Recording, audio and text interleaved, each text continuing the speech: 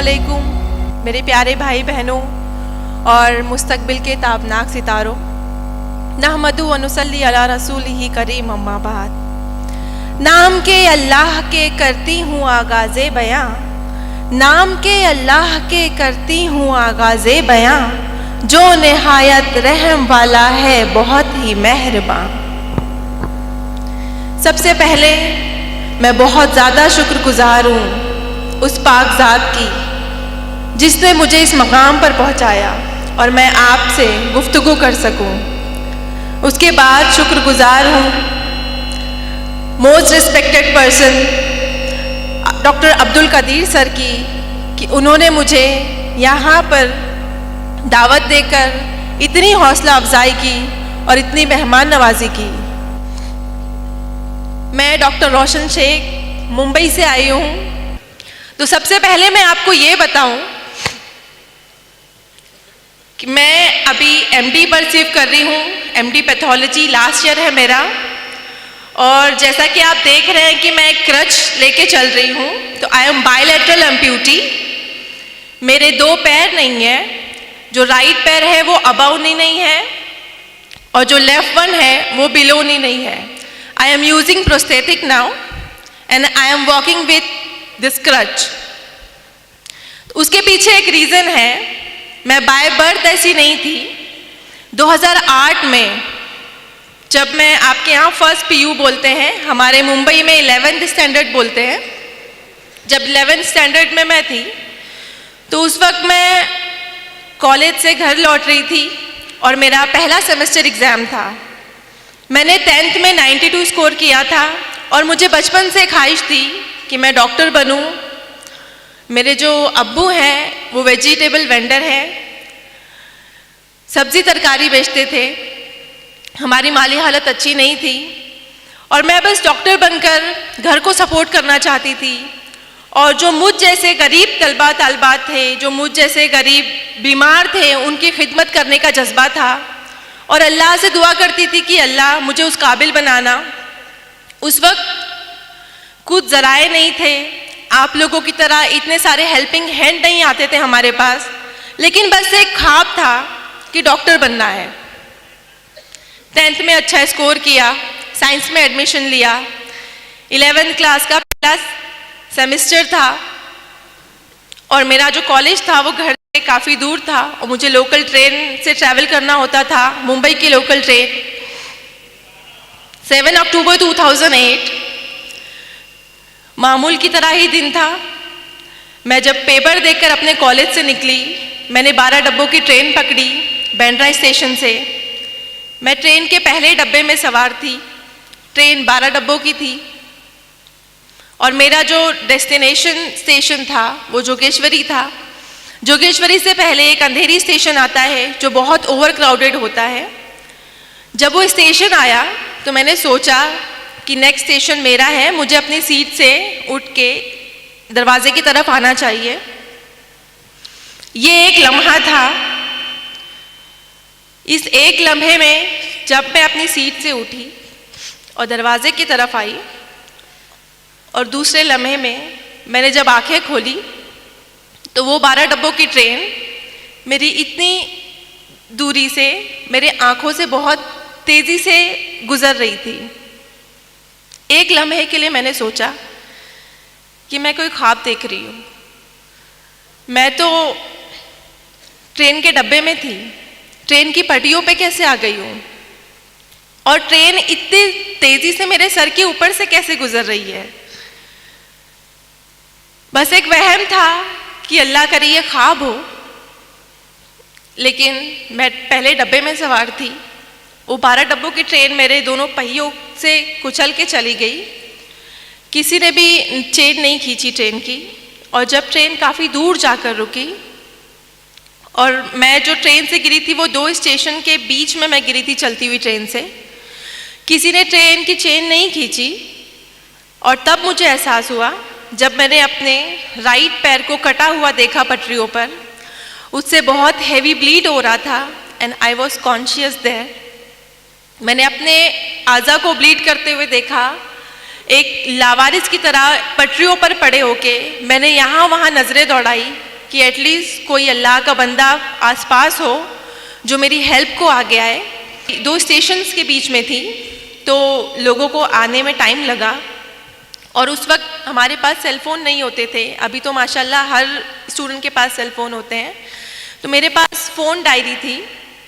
जब लोग आए मेरे पास, इकट्ठा हुए 15-20 लोग, तो मैंने हर एक से रो रो कर, गिड़गिड़ा कर उस हालत में मदद मांगी कि कोई अल्लाह का बंदा एटलीस्ट मेरे घर पे फ़ोन कर कर ये बता दे कि मैं इस हालत में यहाँ पर हूँ। क्योंकि बस मेरे जहन में उस वक्त एक बात चल रही थी कि मुझे लावारिसों की तरह यहाँ पर नहीं मरना, मुझे बस घर वाले मेरे साथ होने चाहिए जब मैं इंतकाल करूं, या उन्हें एटलीस्ट ये पता होना चाहिए कि मैं यहाँ पर इस हालत में हूँ। लेकिन अल्लाह की आजमाइश थी कि उस 15-20 लोगों में से किसी ने भी मेरी हेल्प नहीं की। मुझे छूना तो दूर की बात, उन्होंने मेरे फ़ोन डायरी से नंबर तक कॉपी करके फ़ोन लगाने की जहमत नहीं की, क्योंकि उन्हें डर था पुलिस इंटरोगेशन का, उनसे सवालात किए जाएंगे एटसेट्रा, बहुत सारी चीज़ें थी। तो उन्हें वो भी मजबूर थे। और तकरीबन 15-20 मिनट बाद मैं उसी हालत में वहाँ पड़ी रही, रोते हुए, गिड़गिड़ाते हुए। उसके बाद मुझे रेलवे की हेल्प मिलती है और मुझे गवर्नमेंट हॉस्पिटल लेकर जाते हैं। यहाँ भी अल्लाह की आजमाइश थी मेरे साथ कि जिस गवर्नमेंट हॉस्पिटल में मुझे लेकर जाया गया, वहाँ पे ऑपरेशन स्ट्राइक था।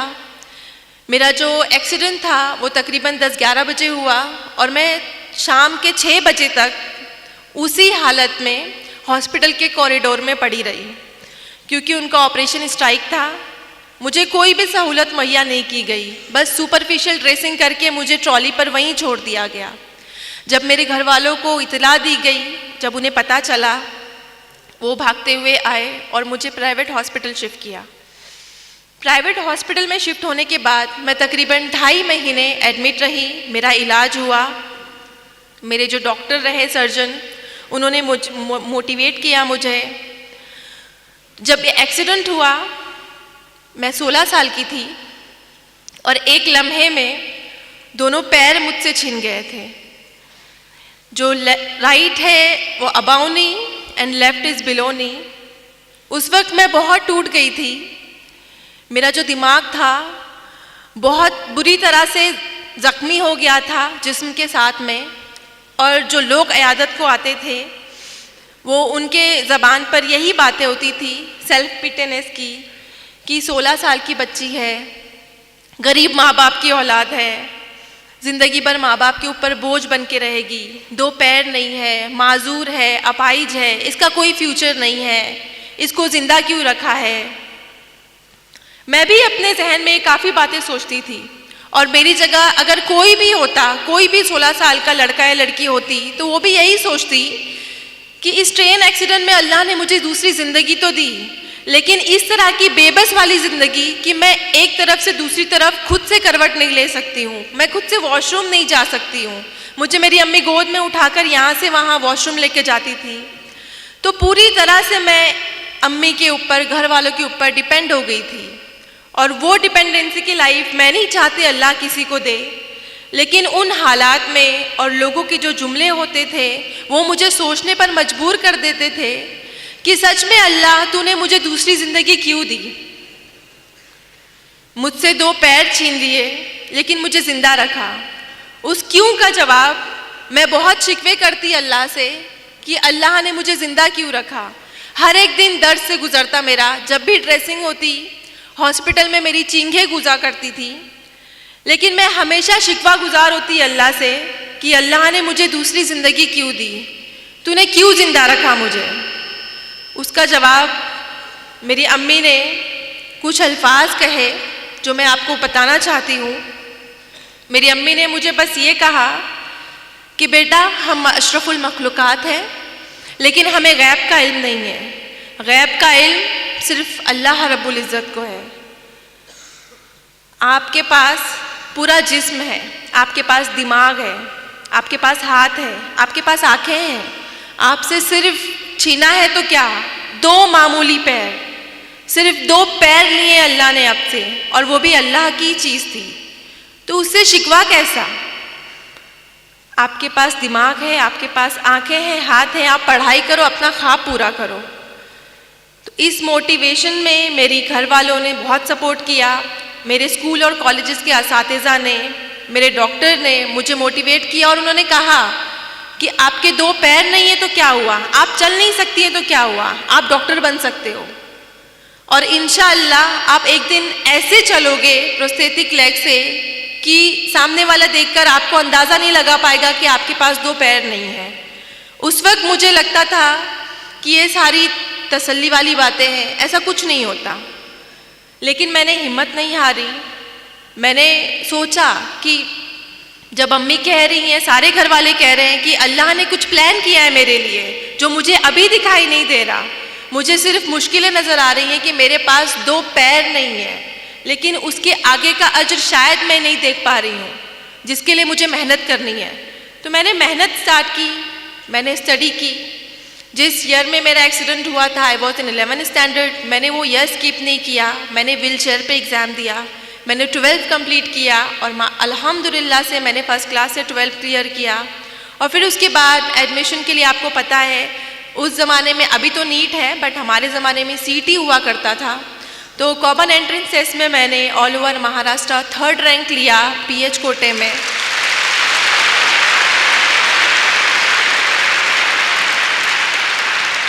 थर्ड रैंक लेने के बाद जिस तरह आपको खुशी हो रही है, मुझे इससे ज़्यादा खुशी हुई थी कि अल्हम्दुलिल्लाह मैं अपने ख्वाब के बहुत नज़दीक हूँ। और उसी दौरान मुझे ये प्रोस्थेटिक लगे, बायलैटरल जो प्रोस्थेटिक है मेरे नकली पैर, इससे मैंने चलना फिरना सीखा और मैंने 12th एग्ज़ाम क्लियर किया, सीईटी क्लियर किया। लेकिन यहाँ पर भी अल्लाह ने आजमाइश रखी मेरे लिए। मेडिकल में एडमिशन के लिए सारे डिसेबल पीपल को एक काउंसलिंग होती है, मेडिकल एग्जामिनेशन होता है और वहाँ पर हमारा डिसेबिलिटी परसेंटेज डिसाइड किया जाता है कि how much disable we are. तो वहाँ पे जब हम काउंसलिंग को गए, बहुत सारे कैंडिडेट आए हुए थे, मैं भी उनमें से एक थी। जब मेरा एग्जामिनेशन किया उन्होंने, तो मुझे मेरे डिसेबिलिटी सर्टिफिकेट पे उन्होंने 89% डिसेबल लिखा। और मेडिकल में एक क्राइटेरिया है, 20 इयर्स लॉ है कि कोई भी फिजिकल डिसेबल जो कैंडिडेट है, जो उम्मीदवार है मेडिकल में एडमिशन के लिए, वो 40 to 70 के बीच में डिसेबल हुआ तो ही एडमिशन के लिए एलिजिबल है, वरना उसे एडमिशन नहीं मिलता है। तो I was more than 70% disable that time, और तो मुझे मेडिकल में एडमिशन के लिए डिनाई किया गया कि आप 89% डिसेबल हो, आप 2 क्रचेस यूज़ करते हो, आपके पास 2 पैर नहीं है, तो आप मेडिकल में एडमिशन नहीं ले सकते हो, आप डॉक्टर नहीं बन सकते हो।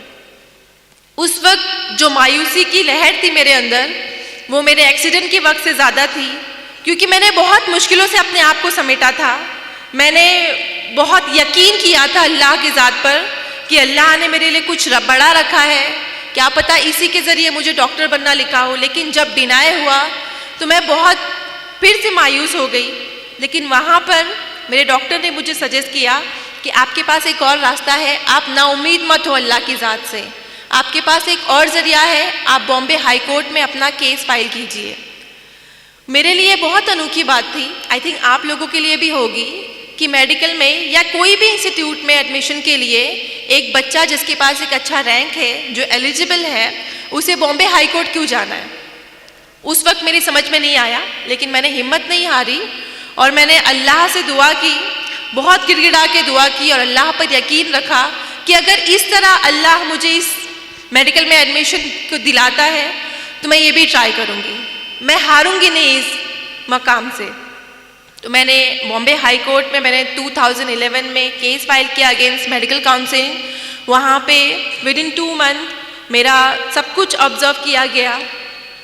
वहाँ पे जो जज थे मोहित शाह सर, उन्होंने मुझे देखा और मेरे अंदर का पैशन देखा उन्होंने एक्चुअली। और उस वक्त मेरे हाथों में 2 क्रचेस थी, अभी तो मैं सिंगल यूज़ करती हूँ, बट 2 क्रचेस के साथ में मैं जब बॉम्बे हाई कोर्ट के अंदर दाखिल होती थी, उन्होंने मेरा एटीट्यूड देखा कि, और उस वक्त जब हियरिंग होती थी तो सारे फैसले मेरे अगेंस्ट होते थे कि मैं 89% डिसेबल हूँ, मेरे पास 2 पैर नहीं है, मेरे हाथों में 2 क्रचेस है, मैं कैसे पेशेंट को ट्रीट करूँगी, मैं कैसे एक जगह से दूसरी जगह जाऊँगी।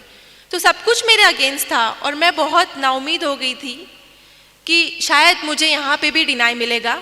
और मुंबई में ऐसा कोई केस नहीं था कि मोर देन 70% डिसेबल के बाद भी किसी को एडमिशन मिला हो। मेरा केस पहला केस था जो बॉम्बे हाई कोर्ट में गया। लेकिन जब आखिरी दिन था, मैंने खुद से हिम्मत जुटाई और मैंने खुद से एक अहद किया। 2008 में मेरा एक्सीडेंट हुआ था और 2011 में ये बॉम्बे हाई कोर्ट में मैं गई। तो इन 3 सालों में मुझे डर लगता था ट्रेन की आवाज़ से। जब भी मैं ट्रेन को देखती तो मुझे खौफ बैठता था। लेकिन मैंने खुद की हिम्मत जमा की और मैंने सोचा कि अगर आज मैंने इस डर को नहीं भगाया ना, मुझे ये प्रूव करना है कि मेरे हाथों में 2 क्रचेस हैं। इस ट्रेन ने मेरे 2 पैर छीने, लेकिन मैं इसी ट्रेन में सवार होकर बॉम्बे हाई कोर्ट जाऊंगी। और लास्ट डे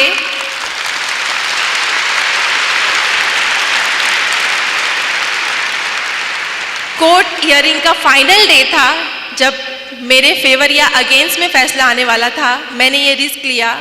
मैं अकेले मेरे जोगेश्वरी से CST ट्रेन में ट्रैवल करके गई और ये बात मेरे एडवोकेट ने जज साहब को बताई। वो बहुत इम्प्रेस हुए। और आप सबको पता है कि मुंबई की लोकल ट्रेन कितनी क्राउडेड होती है। उन्होंने कहा कि हम जैसे नॉर्मल इंसान नहीं आ सकते एक जनरल डब्बे में, और ये बच्ची जस्ट बिकॉज इसको एडमिशन चाहिए, उसके अंदर इतना पैशन है कि उसको डॉक्टर बनना है, मैं इसको एक मौका देना चाहता हूँ। ये बात अल्लाह ने उनके दिल में डाली।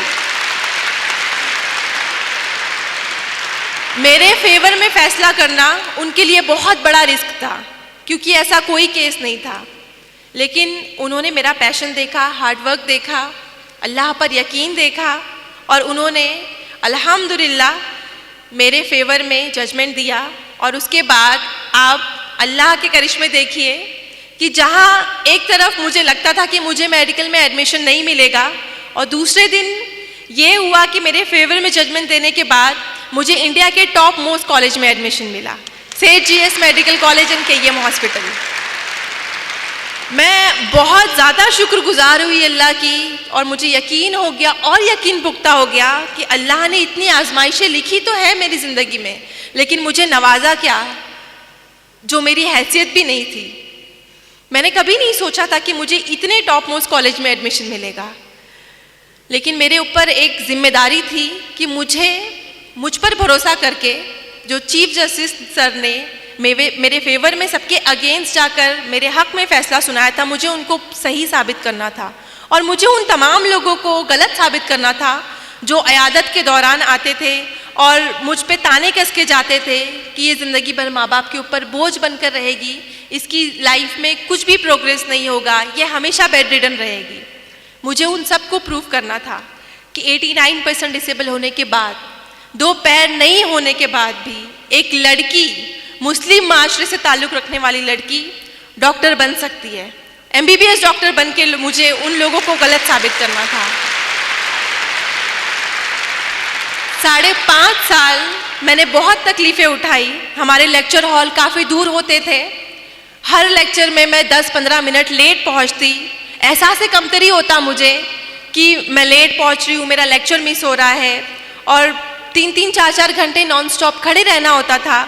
लेकिन मैंने इन सारी जो नेगेटिव बातें जहन में बनती कि मुझे दर्द हो रहा है, मुझे नहीं करना है, मुझसे नहीं होगा, इन सब को मैंने हटा के एक गोल फोकस किया। जैसा कि सर ने बताया कि अगर आपका गोल, आपने अपने गोल को फोकस किया है तो बाकी की जो नेगेटिविटी है वो आपको कभी भी रुकावट नहीं बनेगी। मैंने हमेशा एक गोल फोकस किया था कि मुझे MBBS करके लोगों को जवाब देना है, और मेरे जैसे जो जितने भी कैंडिडेट होंगे, जिनको भी डिनाई होता होगा या जो भी मायूस हो जाते होंगे, उनके लिए नई राह खोलनी है। मेरा एक मकसद था। तो मैंने 5.5 साल कड़ी मेहनत की, अल्लाह से दुआ की, और अल्लाह पर यकीन रखने का फल मिला। और 2016 में मैंने फर्स्ट क्लास से MBBS पास किया। और इस तरह से मैं मेरे अम्मी के ख़ानदान और अब्बू के ख़ानदान में पहली डॉक्टर बनी। हमारे जो फैमिलीज़ हैं उनमें लड़कियों को ज़्यादा तालीम देने का रिवाज नहीं है। मेरे जो अम्मी अब्बू हैं, सारे ख़ानदान के अगेंस्ट जाकर हम 3 बहनों को आला तालीम दिलाए। मैं बहुत थैंकफुल हूँ अपने पेरेंट की कि उन्होंने इतना बड़ा रिस्क लिया कि हम 3 बहनों को इतनी आला तालीम दी, बहुत ताने सहे उन्होंने, लेकिन उन्होंने उनकी भी जिद थी कि नहीं हम बेटियों को पढ़ाएंगे। और MBBS कंप्लीट किया जब मैंने, तो मैंने सोचा कि MBBS तक जर्नी नहीं रखनी मुझे मास्टर डिग्री करनी है। और मैंने नीट PG दी। नीट PG में भी अल्हम्दुलिल्लाह से मैंने 3rd रैंक हासिल किया ऑल ओवर महाराष्ट्र इन PH कोटा। और यहाँ तो मैं बहुत ज़्यादा ओवर कॉन्फिडेंट थी कि after passing first class in MBBS and securing 3rd rank in PG NEET मुझे ईजिली एडमिशन मिल जाएगा। लेकिन यहाँ अल्लाह ने वापस आजमाइश रखी मेरे लिए कि डिस्पाइट ऑफ दिस थिंग कि मैं पास हूँ MBBS में, मैंने 3rd रैंक लिया है, मुझे फिर से डिनाई मिलता है कि आप डिसेबल हो, हमारे पास लॉ है, we can't go against law. 20 year law है, 40 to 70% डिसेबल लोग नहीं हम एडमिशन दे सकते, सॉरी मैम हम आपको एडमिशन नहीं दे सकते। तो इस वक्त मेरे पास सिर्फ 2 दिन थे, बिकॉज ऑनलाइन एडमिशन होते हैं। अब उन 2 दिनों में हाई कोर्ट का प्रोसीजर करना नामुमकिन बात थी, लेकिन मैंने हिम्मत नहीं हारी। मैंने कुछ ना कुछ सोचा और दुआ की अल्लाह से कि अल्लाह तेरी ही ज़ात है जो मुश्किलों को आजमाइशें हमारे ऊपर डालती है, और तेरी ही ज़ात है जो इसको हल करने का हमारे अंदर जज्बा भी देती है, रास्ते भी खोलती है। बस तू एक रास्ता मुझे अता कर दे।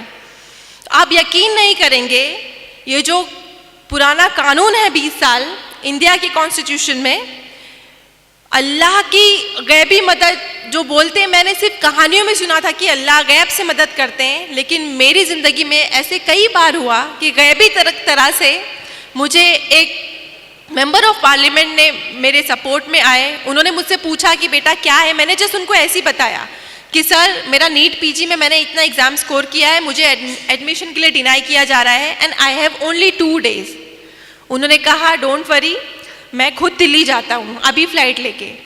और आप यकीन नहीं करेंगे कि दिल्ली में वो गए और उस वक्त JP नड्डा सर थे सेंट्रल हेल्थ मिनिस्टर, उनके सामने मेरा एप्लीकेशन रखा और 2 दिन में इंडिया का 20 साल पुराना कानून चेंज हो गया।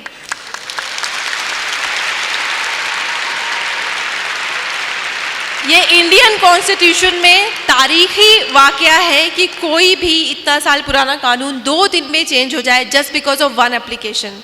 तो ये अल्लाह का करिश्मा नहीं है तो क्या है, आप इसको क्या कहेंगे? अल्लाह की ज़ात पर यकीन रखने का फल है ये। अल्लाह की ज़ात पर यकीन था मुझे कि अगर अल्लाह ने इतनी आजमाइशें दी हैं तो हल भी वही निकालेगा।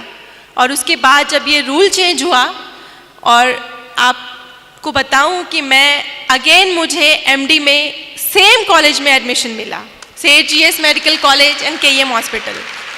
और अभी मैं आपके सामने MD के लास्ट ईयर में हूँ। मेरे फाइनल एग्ज़ाम मई और जून में है। आप लोगों से दुआ की दरख्वास्त है कि आप लोग प्लीज़ मेरे हक़ में दुआ कीजिए कि मैं ये भी अच्छे नंबरों से कामयाब हो जाऊँ और लोगों को बहुत इंस्पायर करूँ। अल्लाह मेरे ज़रिए अगर ये काम करवाना चाहता है, मैं बहुत खुश हूँ, बस आप लोगों की दुआ चाहिए। ये सब मेरी ज़िंदगी के फैक्ट्स थे जो मैं आप लोगों के सामने रख रही थी। मैं अपनी ज़िंदगी के हालात इस मकसद से आपके साथ शेयर कर रही थी कि हालात चाहे जैसे भी हों, हमें अल्लाह की ज़ात से उम्मीद नहीं छोड़नी चाहिए, क्योंकि हालात को लाने वाली और उसको हल करने वाली ज़ात सिर्फ अल्लाह की होती है। हमें उसकी ज़ात पर तवक्कुल होना चाहिए। आपकी ज़िंदगी में बहुत सी परेशानियाँ आएंगी, मेंटली होंगी, फाइनेंशियली होंगी, फिज़िकली होंगी, लेकिन आपको उनसे घबराना नहीं है, आपको उनसे डरना नहीं है, और ना ही अपनी कोशिश को, अपनी मेहनत को बंद करना है। अल्लाह रब्बुल इज़्ज़त हमें 70 माओं से ज़्यादा चाहता है। आप सबकी अम्मी जितना चाहती है आपको एक रात बुखार हो जाए, आपकी अम्मी सारी रात नहीं सोती। अल्लाह ताला 70 माओं से ज़्यादा चाहता है हमें, तो हमारी हैसियत से ज़्यादा मुश्किलें कैसे दे सकता है वो हमें? बस उसकी ज़ात पर यकीन रखो। और कहते हैं ना, अल्लाह अपने उन्हीं बंदों को आजमाता है जिनको वो सबसे ज़्यादा प्यार करता है। इंसान को कोई चीज़ तब तक नहीं हरा सकती जब तक वो खुद हार ना मान ले। मुश्किलों से लड़ना सीखिए मेरे दोस्तों, इंशाअल्लाह कामयाबी आपकी कदम चूमेगी। जैसा कि शेर में कहा है, परेशानियों से भागना आसान होता है, परेशानियों से भागना आसान होता है, हर मुश्किल वक्त ज़िंदगी में एक इम्तिहान होता है। हिम्मत हारने वाले को कुछ नहीं मिलता ज़िंदगी में, हिम्मत हारने वाले को कुछ नहीं मिलता ज़िंदगी में, मुश्किलों से लड़ने वालों के कदमों में जहान होता है।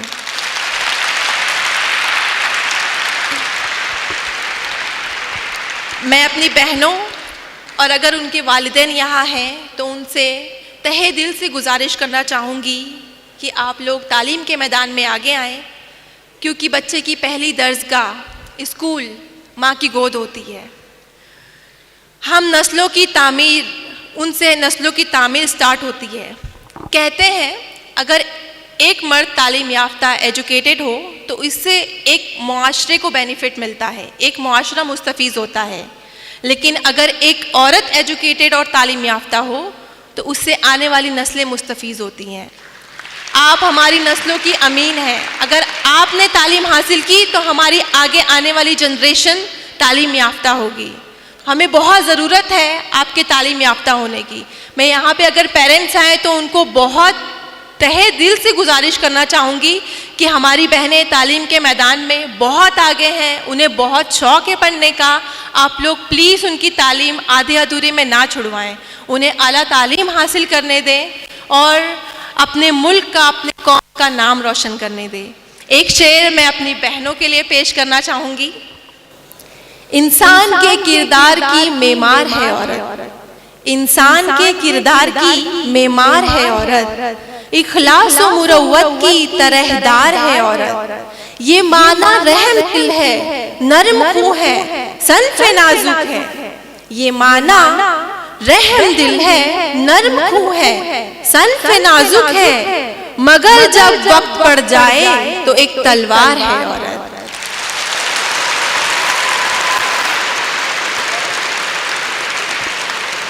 यहाँ पर आने वाले तमाम स्टूडेंट से मैं फिर से रिक्वेस्ट करना चाहूँगी कि आप सबको इतना बेहतर शाहीन इंस्टीट्यूट मिला है, डॉक्टर अब्दुल कदीर सर की सरपरस्ती मिली है।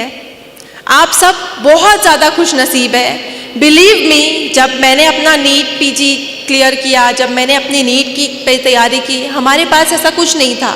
मेरे पास सिर्फ बुक्स थी और उस बुक से मैंने पढ़ाई की। मेरे पास इतनी गाइडेंस नहीं थी, इतने अच्छे टीचर्स नहीं थे, अब्दुल कदीर सर नहीं थे, शाहीन इंस्टीट्यूट नहीं था। आप लोग खुद को बहुत लकी समझो, अल्हम्दुलिल्लाह माशाअल्लाह आप लोग बहुत ज़्यादा लकी हो कि आपको यहाँ पे एनवायरनमेंट मिल रहा है। अब्दुल कदीर सर मिले हैं आपको। उन्होंने इस प्रेस्टीजियस इंस्टीट्यूट में उनके पास इतनी सारी कुर्बानियाँ दी हैं, कोशिशें की हैं और इसे इस मकाम पर पहुँचाया है। आप सबको पता होगा 1989 में सर ने यहाँ पे स्टार्ट किया 17 बच्चों से और आज अल्हम्दुलिल्लाह अल्लाह ने इतने सारे बच्चे नवाजे उनको। एक बार तालियां होनी चाहिए अब्दुल कदीर सर के लिए। सर आज इस मकाम पर किस तरह पहुँचे आपने कभी सोचा होगा? बिकॉज उनके दिल में कौम के लिए, मुल्क के लिए जज्बा था कि उन्हें कुछ करना है। आप लोगों से, आप लोगों को पढ़ाकर उन्हें क्या मिल रहा है? कोई बेनिफिट नहीं दे रहे हैं आप उनको, लेकिन एक जज्बा है कि मेरी कौम आगे बढ़े, मेरा मुल्क आगे बढ़े। और उस जज्बे को लेकर सर ने कोशिश की, दिन रात कोशिश की, ज़ीरो से लेकर आज इतना बड़ा मकाम किया सर ने। और आज सर उस मकाम पर है कि आप लोगों के लिए और करोड़ों लोगों के लिए एक इंस्पिरेशन बन गए हैं। तो एक से शेर मैं सर के लिए कहना चाहूँगी। तारीख हो राहें तो नई राह दिखाएं। तारीख मतलब आपको पता है अगर अंधेरा। तारीख हो राहें तो नई राह दिखाएं, सोई हुई कौमों में ये हिम्मत को जगाएं। रहबर भी ये, हमदम भी ये, गमखार हमारे, अब्दुल कदीर सर ये बच्चों के हैं मेमार हमारे।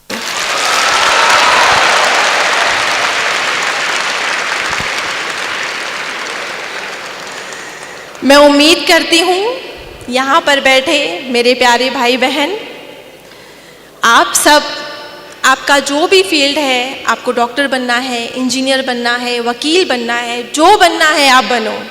आप सब अपनी फील्ड में बेहतरीन दर्जे से कामयाब होने की कोशिश करेंगे और शाहीन इंस्टीट्यूट के साथ साथ हमारे मुल्क का नाम भी रोशन करेंगे।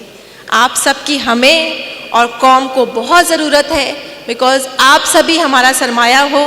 अपनी काबिलियत को सिर्फ वक्ती परेशानियों के डर से ज़ाय मत कीजिए, हिम्मत कीजिए, हौसला कीजिए और सबसे बड़ी बात, अल्लाह की ज़ात पर यकीन रख कर आगे बढ़िए। इंशाअल्लाह मैं गारंटी देती हूँ आप कभी भी हार नहीं मानेंगे, हमेशा आपको कामयाबी मिलेगी। और एक शेर लास्ट आप सबके लिए, मंजिल से आगे बढ़कर मंजिल तलाश कर, मंजिल से आगे बढ़कर मंजिल तलाश कर, मिल जाए तुझको दरिया तो समंदर तलाश कर। मंजिल से आगे बढ़कर मंजिल तलाश कर, मिल जाए तुझको दरिया तो समंदर तलाश कर। हर शीशा टूट जाता है पत्थर की चोट पर, पत्थर ही टूट जाए वो शीशा तलाश कर। मैं बहुत ज़्यादा शुक्रगुजार हूँ आप सब लोगों की। सबसे पहले तो डॉक्टर अब्दुल कदीर सर की कि उन्होंने इतने शॉर्ट नोटिस में मुझे बुलाया। कल ही मैं बंगारपेट में मदऊ थी, वहाँ पर मुझे सर मिले और सर ने एकदम से मुझे कहा कि आपको मुझे आना है, आपको बिदर में साइंस इंस्टीट्यूट में आना है। मेरे पास कोई लीव नहीं थी, मैं बस 2-3 दिन की लीव लेकर आई थी हॉस्पिटल से। लेकिन जब मैंने सुना सर के बारे में और मुझे बहुत ज़्यादा दिल में ऐसी ख्वाहिश हुई कि मुझे बच्चों से मिलना है। और मैं आपको बताऊं, आप लोगों को खुद के लिए एक बार बहुत ज़ोरदार तालियां बजानी चाहिए खुद के लिए।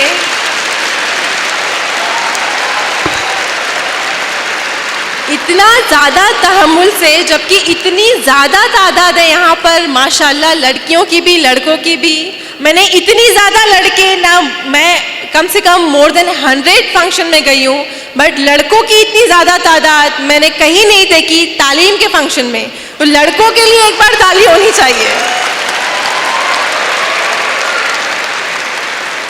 अल्लाह से दुआ है मेरी कि अल्लाह आप सबको कामयाब करे।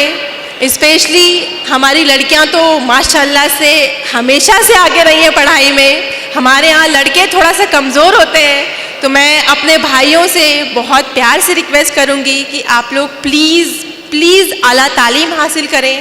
अगर हमारे पास तालीम का हथियार होगा तो ही हम ऊंची पोस्ट पर पहुंचेंगे, उस ओहदे पे पहुंचेंगे जहां पर हम अपनी कौम को इंसाफ दिलाएं, अपने मुल्क को तरक्की की राह पर ले जाएं। मैं बस आप लोगों का आखिरी बार शुक्रिया अदा करना चाहूँगी कि आपने इतने तहम्मुल से मेरी बात को सुनी। 5 मिनट और लेना चाहूँगी, इजाज़त है? बेसिकली ये एक नज़म है। मैं रिक्वेस्ट करूँगी आप सब लोगों से, यहाँ पे जो बड़े हजरात हैं, मुअज़्ज़ज़ हस्तियाँ हैं, उनसे भी मैं आजिज़ाना रिक्वेस्ट करूँगी कि हम सब की ज़िंदगी में सबसे बड़ा मकाम होता है, सबसे खालिस रिश्ता जो होता है माँ से होता है। आप सब अग्री करते हैं? बहुत सारे रिश्ते होते हैं ज़िंदगी में, लेकिन अल्लाह ने माँ और बच्चे का रिश्ता बहुत खालिस रखा है। आपको अंदाज़ा होता होगा, आपको दर्द लगती है, आपको दर्द और चोट जब फील होती है, वो सेम दर्द आपको अपनी अम्मी के चेहरे पे दिखाई देता है। आपसे ज़्यादा वो परेशान हो जाती है। आप तो सुकून से गोली लेके सो जाते हैं, लेकिन अम्मी कभी नहीं सोती। रात भर वो कच्ची नींद से उठ के आपको देखती है, मेरे बच्चे का बुखार तो कम नहीं हुआ, दर्द कम हुआ कि नहीं हुआ। अल्लाह ने माँ को ऐसे ही बनाया है, पता नहीं किस मिट्टी से बनाया अल्लाह ने माँ को। मैं बहुत ज़्यादा अपने आप को लकी फील करती हूँ कि अल्लाह ने मुझे दुनिया की बेस्ट अम्मी से नवाजा है। और इसमें कोई शक की बात नहीं कि आप सबको भी आपकी अम्मी बहुत ज़्यादा पसंद है, और मेरी तो आइडियल ही मेरी अम्मी है। मैंने जो कुछ सीखा है, जो कुछ भी हौसला मिला है, मुझे मेरी अम्मी ने दिया है। और मैं आप लोगों से रिक्वेस्ट करूंगी कि आपकी अम्मी ने अब तक ज़िंदगी में जितनी भी कुर्बानियाँ दी हैं आपके लिए, जितनी भी मेहनतें की हैं, जब मैं ये नज़्म पढ़ूं आप लोग उसको अपने बैक माइंड में दोहराना, आप उसे याद करना कि आपकी अम्मी ने कितना कुछ किया है आपके लिए और हम कुछ नहीं दे पाते उन्हें।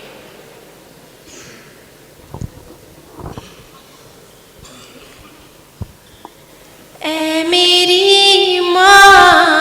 तेरी चाहत को मेरे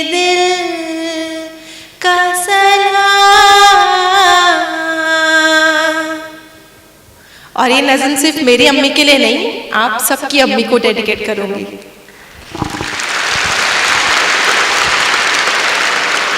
तो प्लीज फील कीजिएगा इसको, ठीक है? विदाउट फील सुनने में मजा नहीं आएगा। ऐ मेरी माँ तेरी चाहत को मेरे दिल का सलाम, तेरी पाकीज़ा मोहब्बत को मेरे दिल का सलाम। ऐ मेरी माँ तेरी चाहत को मेरे दिल का सलाम, तेरी पाकीज़ा मोहब्बत को मेरे दिल का सलाम। तेरे एहसान का बदला ना चुका पाएंगे, तेरे एहसान को हरगिज़ ना गिना पाएंगे, तेरी अज़मत का पता ना लगा पाएंगे, तेरी हर एक इनायत को मोहब्बत को सलाम। ऐ मेरी माँ तेरी चाहत को मेरे दिल का सलाम, तेरी पाकीज़ा मोहब्बत को मेरे दिल का सलाम। मेरे ज़ख्मों पे रखा तूने दुआ का मरहम, कितने बर्दाश्त किए मेरे लिए दुख और गम, मेरे अल्लाह का नाज़िल हो तेरे दिल पे करम, तेरी पाकीज़ा दुआओं की अजाब